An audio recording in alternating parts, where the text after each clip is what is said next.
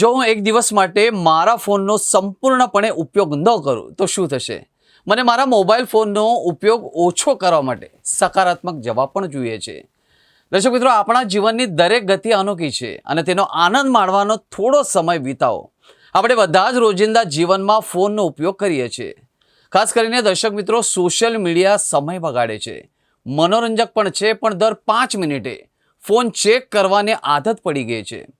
અને હવે જો તમે 24 કલાક તમારા ફોનથી દૂર રહેવાનું વિચારી રહ્યા છો તો આ તમારા માટે ઉત્તમ દિવસ રહેશે. શરૂઆતની થોડી મિનિટો મુશ્કેલીમાં હશે.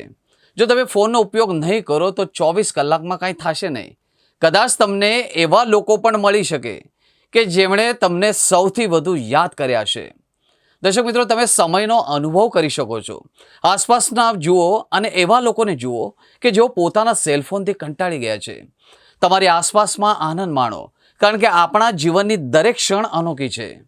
દર્શક મિત્રો, તમારો ફોન બેધારી તલવાર છે અને તેમાં તેનો ઉપયોગ કેવી રીતે કરો છો તેના પર આધાર રાખીને તે ખૂબ જ ઉપયોગી અને ખૂબ જ ઘાતક પણ હોઈ શકે છે. ઇન્ટરનેટમાં તમારા માટે પુષ્કળ મફત ધ્યાન છે. તમારે તેને ફિલ્ટર કરવું પડશે. જો કે ઘણી બધી માહિતી ખોટી અને પક્ષપાતી છે. શું માનવું એને શું ન માનવું તે અંગે ખૂબ જ સમજદારી રાખવી પડશે. અને જો તમે તમારા ફોનનો ઉપયોગ જીવનને ઉત્પાદક બનાવવા માટે મર્યાદિત રીતે કરી રહ્યા છો તો ફોન એક વરદાન પણ છે. જો તમે દરરોજ 6 કલાકથી વધુ સમય તમારા ફોન પર વિતાવી રહ્યા છે તો સ્પષ્ટ છે કે તમે વ્યસની છો. અને આ વ્યસન સોશિયલ મીડિયા, મનોરંજન, પોર્ન, ગેમિંગ વગેરે હોઈ શકે છે. દર્શક મિત્રો, લાંબા સમયના ગાળે સારું નહીં.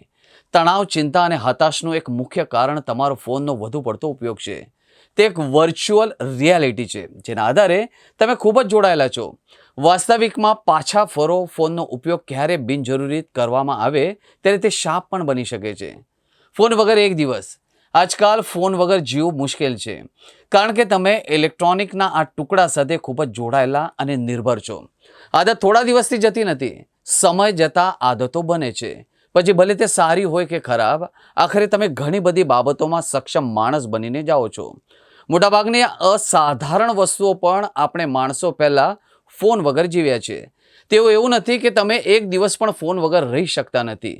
દિવસ અણધાર્યો અને કંટાળજનક રહેશે, પણ જીવન ચાલતું રહે છે. તમને આખરે તમારો સમય પસાર કરવાનો બીજો વિકલ્પ પણ મળશે.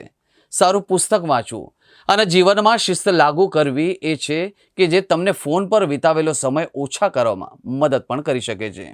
મોબાઈલ જોઈને નહીં, આ રીતે કરો દિવસની પોઝિટિવ શરૂઆત. આખો દિવસ સુધરી જશે.